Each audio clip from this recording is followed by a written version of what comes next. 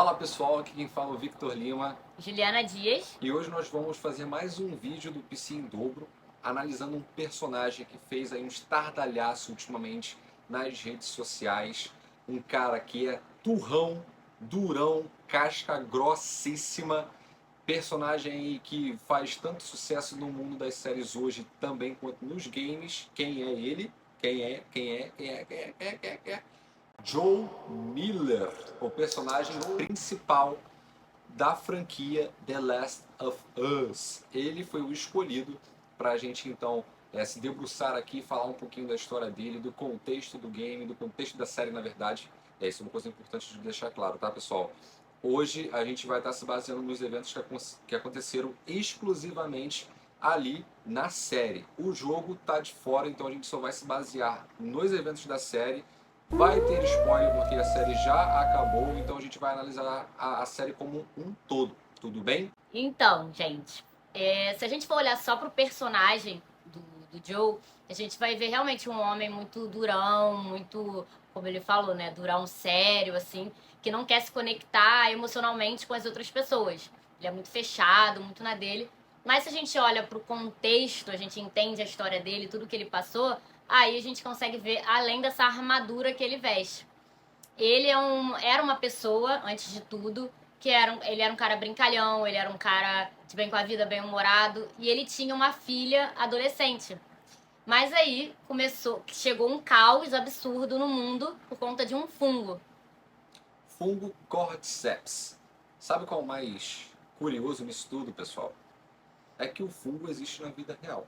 Você já pensou se esse troço realmente acontece aqui?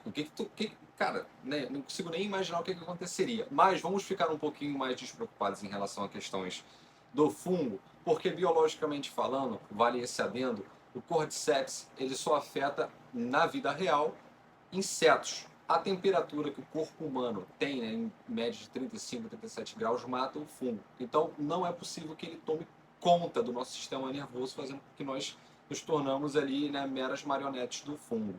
Então esse fungo é o que se espalha ali no mundo, no contexto da série. Voltando ali à questão do primeiro episódio, a gente tem ali a introdução da Sarah, que é a filha do Joe. A Sarah, ela mantém um vínculo muito bacana com o Joe, que é uma relação bem próxima, bem profunda, muito bem construída. E no contexto ali dos Estados Unidos, você levar uma vida de criação de pai ou mãe solteira é bem difícil, né? Ainda mais o Joe que trabalha dentro de uma construção civil. Você vê a importância, né, e a profundidade ali da relação deles quando o Joe pergunta para Sarah que dinheiro que ela arrumou para poder estar consertando o relógio. Ela fala que foi traficando droga. Então, assim, é uma zoeira, né, bem atípica entre os pais e os filhos que conseguem manter esse tipo de relação, realmente conseguem construir um vínculo e um elo bastante profundo. Pois bem, nem tudo são flores. Em uma dessas questões que tem acontecido com o Cordyceps, né, no desenrolar ali da propagação, eles fugiram da cidade deles, a Sarah acaba sendo brutalmente assassinada por um soldado, e a partir de então a gente vê o Joe mudando absolutamente o modo de ser dele. Então, a Sarah, a filha dele, é morta na frente dele e ele não consegue proteger ela, não consegue salvar ela. Então isso faz com que ele mude completamente a postura. E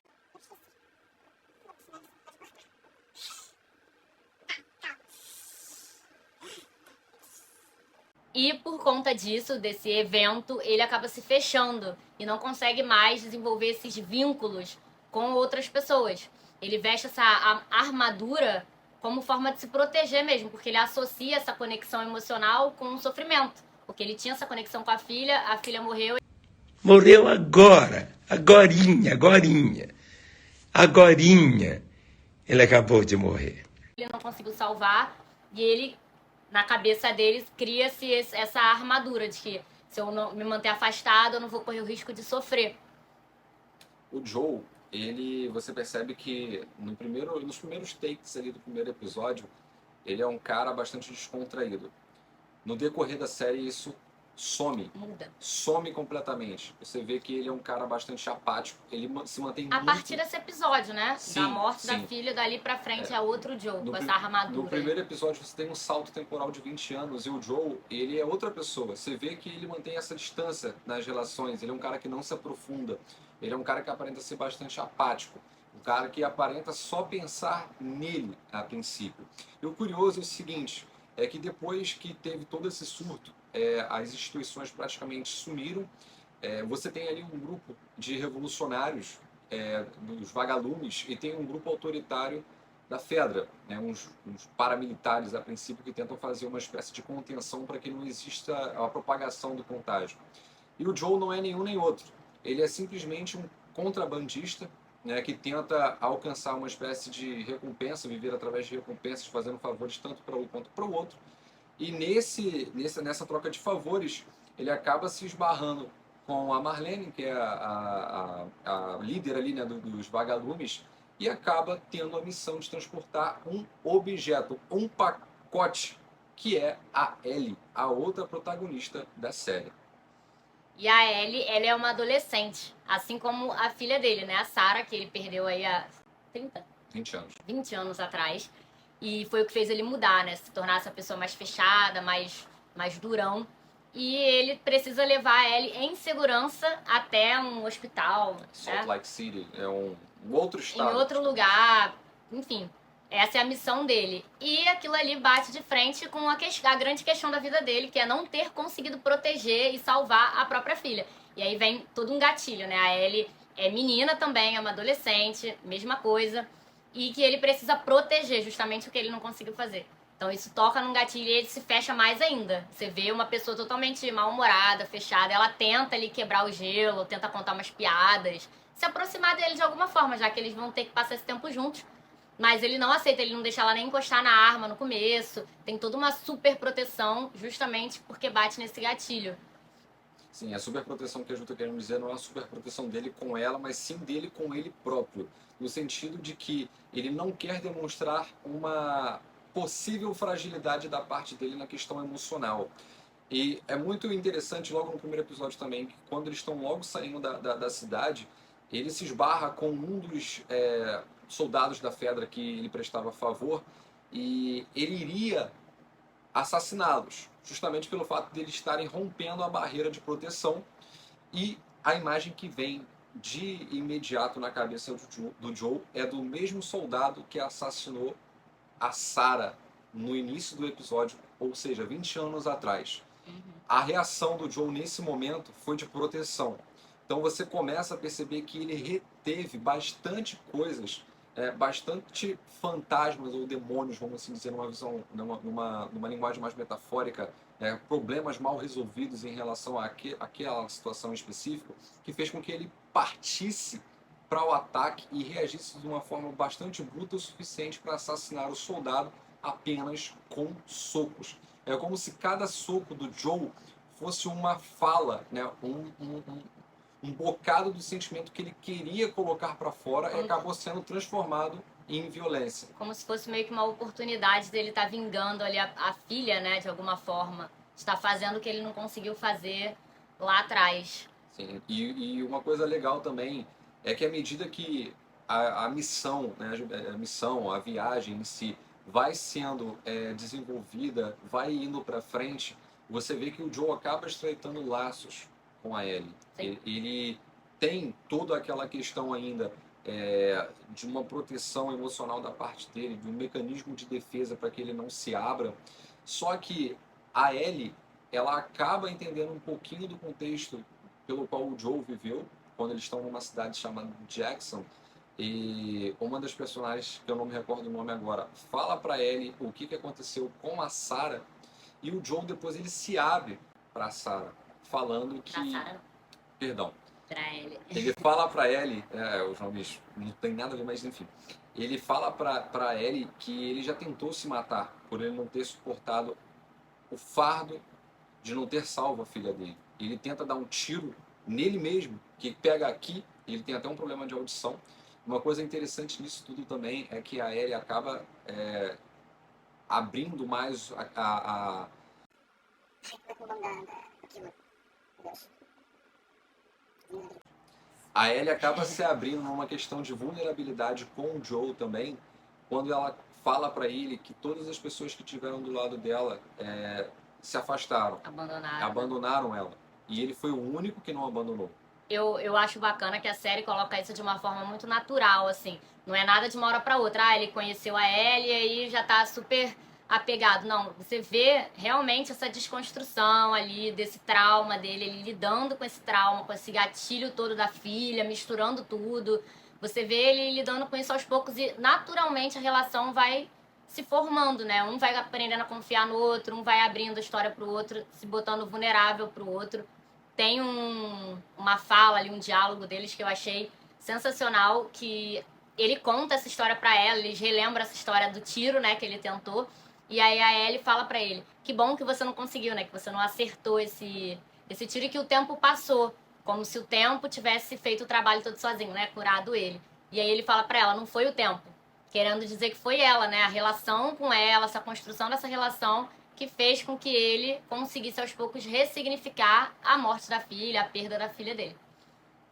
Essa questão foi muito legal, né, quando ele fala isso pra ela, porque ficou muito subentendido, mas no sentido bastante claro. Ficou muito claro que ele deixou pra Ellie que ela tinha acabado se tornando ali uma chave de redenção. É o que a gente chama de autotranscendência, né, na logoterapia. Na logoterapia, que é a nossa abordagem. O Viktor Frankl, ele diz uma coisa muito interessante, que nós não conseguimos encontrar sentido na nossa vida à medida que nós trabalhamos somente para nós próprios.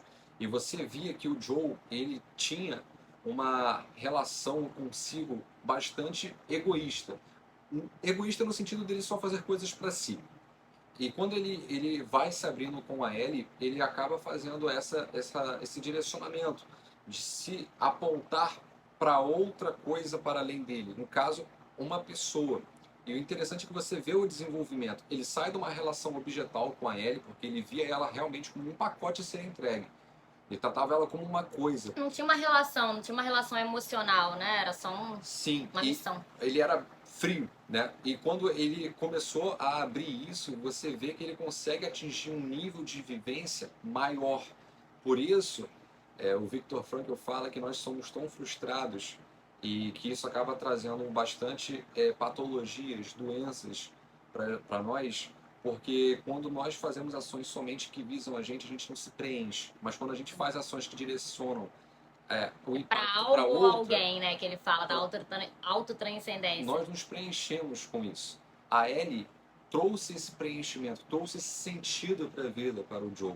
Então, pessoal, espero que vocês tenham gostado do vídeo. Tá? O nosso propósito aqui foi tentar trazer um pouco ali como que o Joe ele vivia a vida dele nesse período do antes do surto, pós-surto e pós-Ellie. E comportamento, né? As mudanças de comportamento mudanças dele, comportamentais, postura. mudança de percepção do mundo, mudança de relações, construção de relações. Espero que o nosso vídeo traga para você também uma mensagem positiva de que nem tudo permanece do jeito que está. As coisas podem mudar com o tempo.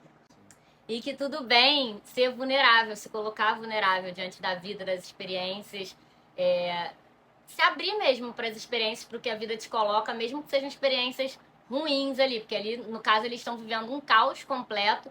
Foi por causa desse caos aí, desse fungo, que ele perde a filha, que ele sofre um trauma, mas também é dentro desse mesmo cenário que ele consegue se curar, né? Ressignificar essa perda, se abrir para se conectar com a Ellie, enfim. E é isso, pessoal. Espero que vocês tenham gostado. Uma última coisinha que eu vou pedir para vocês. Não esqueçam de se inscrever no canal, ativem as notificações, curtam os vídeos, sigam a gente nas nossas redes sociais. Tá? O meu arroba é o Victor Lima com 2 Is e com 2 M's e o dela é arroba Juliana Dias Psicóloga _.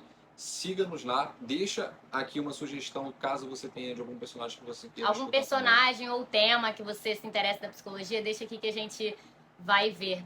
E finaliza com aquela frase do Viktor Frankl, que eu não vou lembrar a frase certinha. A frase é: não importa as circunstâncias das quais você vive. É mais ou menos nesse sentido. O que importa realmente é como você se posiciona perante as circunstâncias que o circundam. Que você faz diante das circunstâncias, por piores que sejam. Aí ele traz a questão da liberdade, né? A gente sempre tem a liberdade de se posicionar, de escolher como a gente vai se posicionar diante da situação. E é isso, pessoal. É Um isso. abraço e Até o até a próximo. próxima.